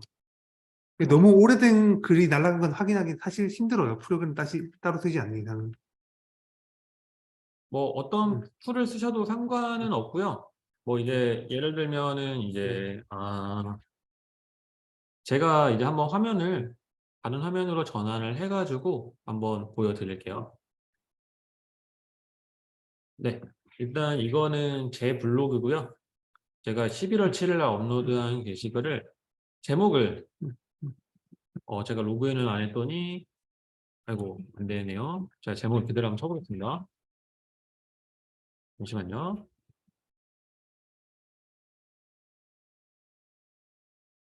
제목을 그대로 검색창에다가 한번 쳐 봐요. 그랬을 때 당연하게도 제 게시글이 제일 먼저 나옵니다. 왜냐하면 음. 제목 그대로 쳤기 때문에 이런 경우엔 누락이 아니고요. 더 정확하게 보기 위해서는 큰 따옴표를 앞뒤로 넣어 주시면 이거와 동일한 게시글만 나오게 돼요. 만약에 누락이 되었다면 이 게시글은 보이지 않게 되고요. 그리고 이걸 빼고 검색을 했을 때 이미지 탭에 제 이미지가 있다면 이미지도 누락이 안 된 것입니다. 그래서 한번 음. 게시글을 쓰고 루틴처럼 업로드되고 나서 2-3 시간 있다가 한번 검색을 해 보세요. 그런 경우에 누락인지 아닌지 판단을 할 수 있기 음. 때문에 그렇게 꼭 점검을 스스로 할 줄 아셨으면 좋겠어요. 그리고 최저가가 아니면 1등이 안 뜨거든요, 잘. 근데 만약에 1등이, 예를 들어 이제 1등이 계속 안 뜨다가 어느 순간부터 1등이 계속 뜬다 하면 최저가가 되었다고 의심해 봐도 괜찮고요. 그럼 3, 4등 뜬다고 문제 있는 건 아니니까 어쨌든 노출되는 건 확인하시면 될 것 같아요. 그리고 보통 이제 블로그에 업로드되는 시간은 아까 말씀드렸듯이 2시간 이후쯤부터 확인해 보시면 정확할 것 같고요. 최대 뭐 72시간에서 일주일까지 걸릴 수도 있어요, 노출되는 데까지. 뭐 이렇게 누락 판단하는 거는 이제 좀 툴 같은 것도 좀 무료로 쓸 수 있는 것도 있기 음. 때문에 한 번씩 좀 찾아보는 것도 좋은 공부가 될 것 같네요. 음. 세 번째는 이제 글쓰기 주제를 미리 선정하고 있는지. 이거는 좀 뜨끔하시는 분들이 많을 텐데 이런 고민 해 보신 적 있을 것 같아요. 뭐 오늘 글을 쓰기 전에 '아 오늘 뭐 쓰지? 아 음. 오늘 글 뭐 쓰지? 아 이거 오늘 쓸 거 없는데 음. 그냥 내일 쓸까?' 이러면서 글을 음. 안 쓴 분들 꽤 많을 거예요. 혹시 오늘 글 쓰셨나요? 네. 뭐 아니라고 하시기도 음. 하고 웃기도 하시는데 네 뭐 쓰신 분들도 있고 예. 뭐 그래서 뭐 글쓰기 주제를 미리 음. 선정하고 있는 음. 것은 좀 기본적으로 여러분들의 루틴처럼 됐으면 음. 좋겠어요. 뭐 예를 들어 뭐 펑크 날 때를 대비해서 뭐 한 10개쯤 스톡해 놓고 있는 것도 괜찮을 것 같아요. 미리 주제 한 10개쯤 만들어 놓고 은행처럼 꺼내 쓰는 거죠. 적금해 놨다가 빼쓰는 그런. 네 뭐 네. 그렇게도 가능하고 뭐 일 주일치 이제 뭐 음. 주말에 미리 '아 이번 주 월요일에는 이걸 쓰고 음. 화요일에는 이거 쓰고 수요일에는 이거 써야지.' 하고 이게 계획을 세워 음. 놓으면 '아 오늘 집 가서 뭐 쓰지?' 이런 고민 음. 없이 바로 글을 쓸 수 있기 음. 때문에 여러분들이 이거는 한번 생각을 해 보시면 좋을 것 같아요. 근데 뭐 7일치 계획을 해 음. 두고 있다라는 분도 음. 계시는데 임시 음. 저장글도 2 개씩 보관하고 이렇게 운영하는 게 음. 굉장히 긍정적인 음. 운영 방법이라고 볼 수가 있고요. 계획 안에서 움직이시는 게 여러분들이 블로그를 좀 오랫동안 할 수 있는 나만의 루틴이 될 수 있을 거예요. 그 외에도 되게 많지만 이 정도만 3 가지 정도만 다음 주까지 좀 숙제로 생각을 해 주시면 될 것 같고요. 질문 답변은 일단은 좀 잠깐 패스하고 저희가 다음 주에는 어떤 거를 준비를 했냐면 뭐 미리 스포일러는 이제 후기 리뷰에는 적지 말아 주시고요. 뭐 적어서 상관없겠네요. 상관없죠. 뭐 일단 뭐 저희가 준최적화의 사례를 몇 가지를 좀 음. 이야기를 하려고 해요. 여기 있는 대부분의 블로거 분들이 준최적화이길 텐데 준최적화 상태에서 어떻게 수익을 내고 있는지 유형을 3가지를 좀 준비를 했고요. 첫 번째는 최적화 블로그였으나 모종의 사건으로 인해서 준최적화가 된 경우, 그리고 주제를 이제 뭐 다른 주제로 운영을 하다가 주제를 뭐 수익이 잘 되는 주제로 변경을 한 이후에 수익화 달성에 성공한 사례. 그다음에 3번째는 완전 처음부터, 정말 처음부터 블로그를 개설해 가지고 시작부터 이제 육성한 준체적화 블로그의 수익화 방법에 대해서 한번 실제 사례와 함께 말씀을 나눠 볼까 합니다. 미리 스포일러인데 뭐 이 주제는 다음 주가 아니더라도 그 다다음 주에 말씀을 드릴 수도 있을 것 같고요. 이런 내용들이 다음 시간에 준비가 되어 있다 정도로 생각을 해 보시면 될 것 같아요.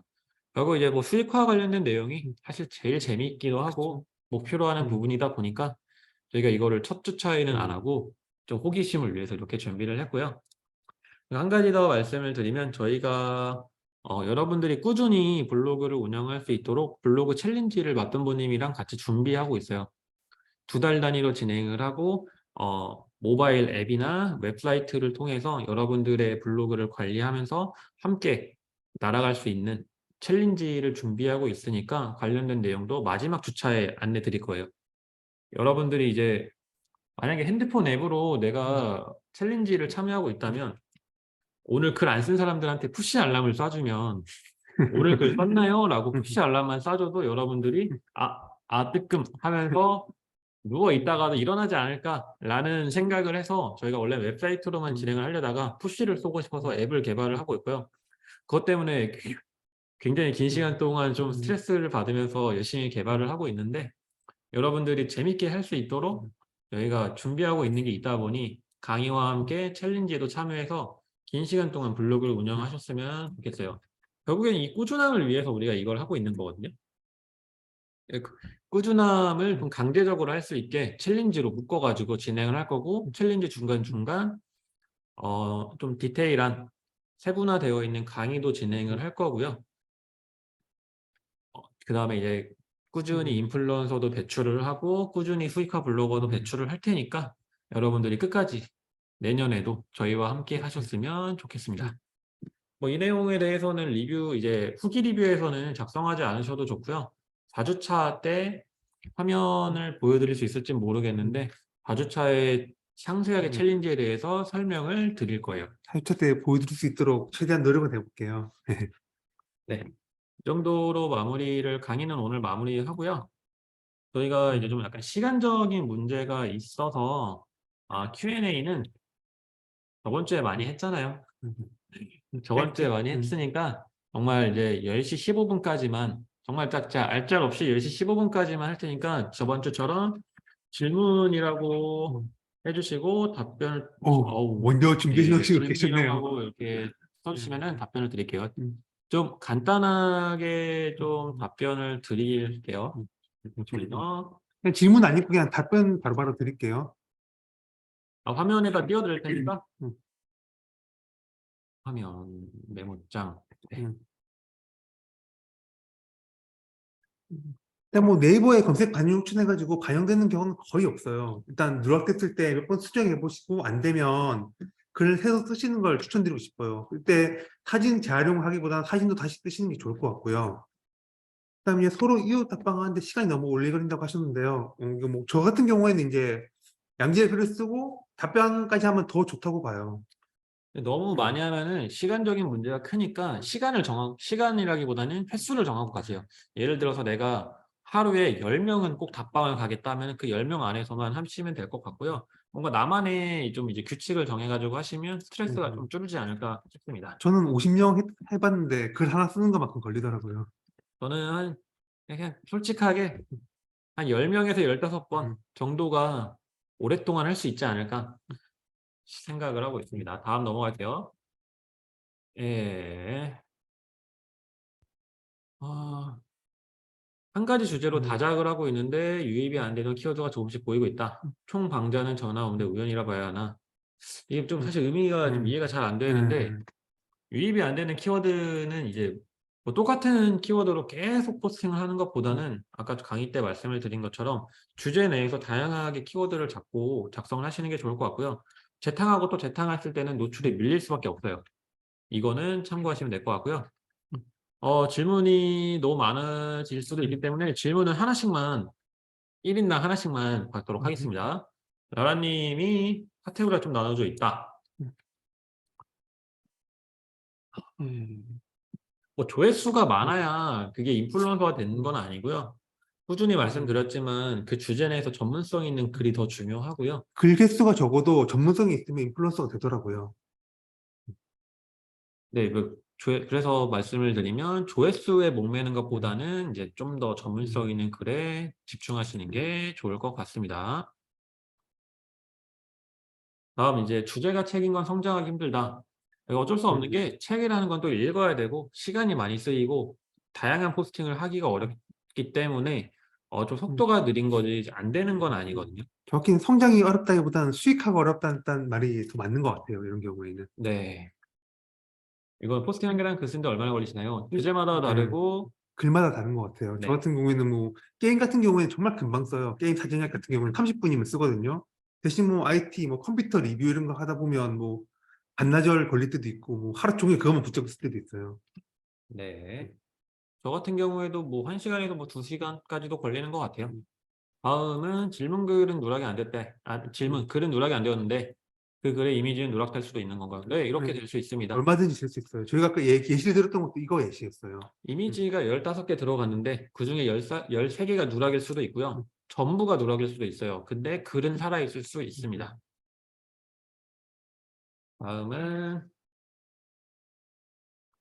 카테고리 수정도 한 번에 하는 거는 좀 추천하고 싶지가 않아요. 왜냐면은 뭔가 게시글에 변화가 생기는 거고 동시다발적으로 이루어지기 때문에 좀 문제가 되는데 개인적으로는 굳이 카테고리를 왜 바꿀까 싶기도 해요. 옛날 글들이 쌓여 있기 때문에 그 카테고리는 그냥 밑으로 쭉 내리고 새로운 카테고리를 해서 새로운 게시글들을 쌓아가는 게 좋을 것 같고 뭐 여러분들도 어떤 사람의 블로그를 들어갔을 때 카테고리에서 막 글을 찾아서 보는 게 아니라 결국에는 검색을 통해 들어가는 게 대부분이잖아요. 자기 만족이죠, 사실 이거는. 네, 자기 만족인데 좀 리스크를 음, 짊어져야 될 게 많기 때문에 저는 권장드리고 싶진 않아요. 카테고리 수정하면 이게 재반영이 이루어지기 때문에 안 하시는 게 괜찮을 것 같아요. 다음은 홍보에만 치우친 글이 아니라면 정보성 글 없이 체험단 글만 계속 굴려도 저품질 걱정 안 해도 될까요? 이거 상관없습니다. 제가 실제로 이렇게 운영하고 있어요. 뭐 링크를 조심해야 되는 것도 음, 많고 이제 선정적인 내용을 조심해야 되는 것도 맞고요. 다만 체험단 글만 계속 쓴다고 저품질 되는 건 절대 아닙니다. 티스토리와 블로그 운영, 네이버 블로그가 차이가 있나요? 음, 이제 검색 로직 음, 자체가 달라가지고 어떤 주제를 어떻게 다뤄야 되냐 음. 이런 차이가 좀 있기 때문에 초보자는 티스토리가 좀 어려울 수 있어요. 더 전문성이 있어야 돼요. 정말 전문성. 그리고 흔히 간과하는 게 있는데 티스토리 블로그도 정말 저품질이 잘 되거든요. 그거 생각하시고 키워야 될 것 같아요. 그다음에 여행 안에 맛집을 넣으면 안 될까요? 뭐 이거는 음, 괜찮다고 음, 생각합니다. 음, 이거 이제 정량화할 수 없다라는 게 이게 현재의 문제이긴 해요. 뭐 누구는 뭐 10개만 해도 됐다. 누구는 30개 했는데 됐다. 누구는 100개 했는데도 안 됐다. 이렇게 볼 수가 있는데 이 부분은 인플루언서를 노리고 있다면 한번 블로그 상태나 아니면 다루고 있는 주제에 대해서 한번 디테일하게 한번 봐야 좀 말씀드릴 수 있을 것 같아서 이게 공식적으로 저희가 뭐 몇 개 써야 된다라고 말할 수가 없기 때문에 이거는 좀 조심스럽게 조심스러운. 패스하도록 하겠습니다. 다음입니다. 음, 뭐 어떤 것 때문에 뭐 음, 지수가 올라간 게 더디다 이건 네. 아닌 것 이게 같고요. 초반에 썼던 글이 아마 이제 키워드를 잘 잡아서 조회수가 좀 더 나오는 케이스가 아닌가 싶어요. 네. 때문에 이제 뭐 그냥 비공개가 아니라 꾸준히 계속 따라가시면 좋을 것 같아요. 네. 그다음에 이제 음, 항공샷을 찍을 때 그림자가 생긴다. 이게 사실 조명이나 이제 음, 천장의 형광등 문제라서 좀 조심해야 되는 부분이고 항공샷을 꼭 음, 이렇게 찍지 않아도 되고 그냥 약간 사선에서 음, 찍었거나 대각선으로 찍는 것도 좀 예쁘게 나오거든요. 이렇게 음. 보시면 되고 조명의 위치를 바꾸시는 게 가장 빠른 해결책이 될 수 있을 것 같아요. 조명을 쓰는 게 가장 좋고, 그다음에 이제 사람이 직접 움직여야죠. 이렇게 안 나오는 곳으로 해가지고. 그다음에 이제 이니호미님의 질문인데 같은 분이어서 공감을 눌러준다. 이거는 그냥 블로그 앱에서 그냥 좋아요 누르면서 내려가면 되는 거기 때문에 뭐 프로그램을 돌린 사람이 오는 거는 뭐 별 상관이 없는 거거든요. 이거는 신경 안 쓰셔도 될 것 같아요. 틀을 만들어 두고 같은 걸로 적어도 되냐? 약간 이게 템플릿화하는 것들이 있는데 저는 이거 좀 반대예요. 속도는 빠를 수 있는데 계속 같은 말을 적게 될 가능성이 좀 높아서 매번 포스팅이 비슷해진다라고 좀 느껴져요, 저는. 하지만 그럼에도 불구하고 틀만 갖고 내용이 정말 매번 다르고 사용하는 단어들도 다르다면 이렇게 하는 게 좀 전략적이게 될 것 같아요.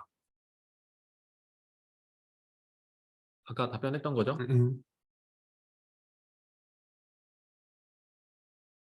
음, 지금 같은 경우에는 뭐 여행 쪽도 노려볼 수 있고 육아 쪽도 노려볼 수 있을 것 같은데 지금 같은 경우에는 여행 쪽이 좀 더 맞을 것 같아요.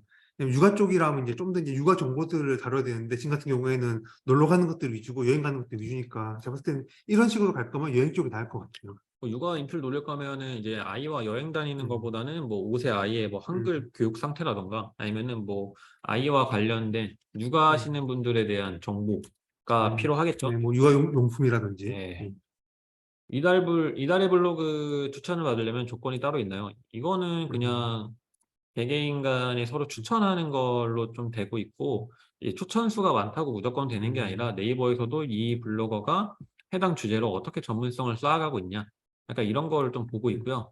오랫동안 막 5년 차, 8년 차 이런 블로거보다는 좀 뉴비 좀 음, 떠오르는 혜성 같은 블로거들을 많이 선정하는 게 좀 음, 요즘인 것 같아요. 음, 저도 그랬을 당시에 이달의 음, 블로그가 됐던 경험이 있습니다. 다른 게시판으로 음. 옮기는 것 자체가 일단 영향이 가기 때문에 웬만하면 안 바꾸는 게 좀 좋다라고 볼 수 있어요. 왜 카테고리 일부는 비공개로 작성하고 있는지 좀 의문이 드는데 비공개 작성한다고 문제가 있진 않아요. 네, 왜냐면 검색 노출에 검색 엔진에 반영되지 않기 때문에 그냥 아무 상관은 없어요. 비공개 그냥 써도. 정말 나만의 그냥 혼자 개인만의 음, 일기장인 거라 문제가 되지는 않습니다. 방문자 프로그램을 쓰면은 저품질에 가나요? 뭐 방문자 좀 뻥튀기 프로그램을 의미하는 것 음, 같은데 뭐 이거는 분이 간다고 이렇게 확답을 드리기는 힘들어요. 근데 쓰는 거 추천드리진 않아요. 그렇게까지. 음, 네, 이거는 이제 어쨌든 가짜라는 것 음, 때문에 저는 좀 진짜 뭐, 블로그를 음. 운영했으면 좋겠다 뭐 싶습니다. 아까처럼 뭐 체험대만 하는 블로그면 된다고 보지만 뭐 예를 들어 파워블로그가 목적이고 인플루언서 목적이라면 이제 저렇게 방문자 프로그램 안 쓰는 게 낫지 않을까 싶어요. 그 강의를 이제 공식적으로 하고 있기 때문에 뭐 이걸 음, 써라, 쓰지 마라 라고 얘기를 음, 한다면 무조건 쓰지 마라라고 해야죠. 음, 왜냐하면 블로그 생태계를 해치는 거기 때문에 그렇게 말할 수밖에 음, 없고요. 이게 저품질에 가는 거는 솔직히 뭐 음, 써보지 않고 이러다 보니 잘 알 음, 수가 없지만 이거는 안 하셨으면 좋겠어요. 사실 요즘에는 이제 그런 지수 파악하는 프로그램이 있어가지고 방문자 뻥튀기한지 아직 다 알 수 있어요. 이제 딱히 수익화에도 그렇게까지 도움이 되진 않아요. 네, 다음은 이제 이제 여행과 요리 두 주제로 가도 괜찮을까요? 일단 인프를 목표로 하고 있다면 한 음, 주제로 일단 메인으로 잡고 가는 게 맞고요. 그 이후에는 두 개 다 하셔도 괜찮다라고 생각합니다. 음, 미리 캔버스로 주제를 날마다 올려도 되나요? 미리 캔버스에 음, 있는 이미지 템플릿이 비슷하기 때문에 저는 뭐 다른 템플릿이라면 괜찮다고 생각해요. 하지만 같은 템플릿이라면은 좀 조심하셔야 되지 않을까 싶습니다. 근데 미리 캔버스로 그렇게 무한대로 주제가 나올 것 같진 않은데 그건 궁금하네요. 네. 사진과 사진 사이의 단어가 반복되면 안 좋다. 영향이 큰가요? 이게 뭐, 무슨 의미인지 잘 모르겠어요. 뭐 단어의 반복이 뭐 키워드의 반복이 될 수도 있고 뭐 그냥 설명하는 뭐 특정 용어가 될 수도 있는데 일단 너무 많으면 어쨌든 과도한 키워드 입력이기 때문에 좀 줄여보는 게 좋을 것 같아요. 이제 아리엘님의 질문까지만 저희가 진행을 할게요. 왜냐하면 시간이 너무 길어져서 저희가 또 다음 시간에도 준비가 되어 있기 때문에 오늘은 여기서 마무리를 할게요. 영화 블로그, 범죄 영화 후기 쓸 때 납치, 폭행, 19금 범죄 단어 안 쓰는 게 좋나요? 이거는 안 쓰는 게 맞죠. 어쨌든 이게 문맥상 들어갈 수밖에 없다라고 본다면 좀 순화해가지고 쓰는 게 맞죠. 뭐 이제 범죄 영화 후기 쓸 때 뭐 납치를 했다, 뭐 폭행을 했다, 뭐 19금 뭐 뭔가 이제 좀 선정적인 단어는 이제 네이버 검색 알고리즘이 봤을 때는 유해한 게시글로 판단될 가능성이 높고요. 더불어서 들어가는 이미지들도 좀 뭔가 칼을 들고 있는다거나 피가 난다거나 이런 이미지가 들어갈 가능성이 높은데 이 부분은 조심하셔야 될 것 같아요. 사실 뭐 자연스럽게 넣는 건 괜찮아요. 이게 뭐 근데 반복적으로 계속 납치, 폭행 들어가는 건 문제인데 문맥적으로 자연스럽게 뭐한 번씩 정도 들어간 것들은 쓰셔도 돼요. 그쵸, 문맥을 네. 고려해서 넣는 건 괜찮다. 하지만 좀 네. 조심해야 되는 건 맞고 이런 내용이 들어가는 게시글은 뭐 알몸이 나오는 경우도 꽤 있을 것 같고 피나 뭐 피가 방망이로 때리는 폭행 장면 이런 것들은 좀 유해하기 때문에 네이버 블로그에는 적합하지 않을 수 있습니다. 오늘은 이제 질문이 좀 아쉽지만 정말 아쉽지만 여기서 마무리하도록 할게요. 몇 개 없었네요. 네, 아쉽지만 저희가 약속한 시간이 있기 때문에 오늘은 여기서 마무리를 하고요. 뭐 1시간에서 1시간 20분 정도 오늘 강의를 진행을 했는데 후기 작성하시는 분들 이벤트 아시죠? 후기 이벤트. 후기 이벤트는 저희가 선정해 가지고 이제 커피 쿠폰을 전부 다 드릴 예정이고요. 관련된 내용은 아마 맞든보님이 사전 영상에서 보셨을 거예요. 후기 이벤트 많이 참여해 주시면 될 것 같고 맞든보님이 사전에 올려주신 영상에 후기 관련된 내용이 포함되어 있으니까 확인해 보시면 될 것 같아요. 오늘 강의는 일단 여기서 마무리를 하고요. 저희가 4주차 동안 진행이 되고 말씀드렸던 블로그 챌린지를 계획 중에 있기 때문에 다음 주도 그다음 주도 저희와 함께 하셨으면 좋겠습니다. 뭐 마지막으로 하실 말씀 있나요? 아니요. 다음 주에 하는 네, 걸로. 다음 주에 봬요. 네, 네. 다음 주에 하실 말씀은 다음 네, 주에 네. 말하는 걸로 하고요. 여기서 마무리하겠습니다. 네, 오늘 고생하셨습니다. 자기 전에 꼭 글 쓰고 주무시고 숙제 내드린 거 꼭 다시 한번 생각을 해보세요. 여기서 마무리하겠습니다. 감사합니다.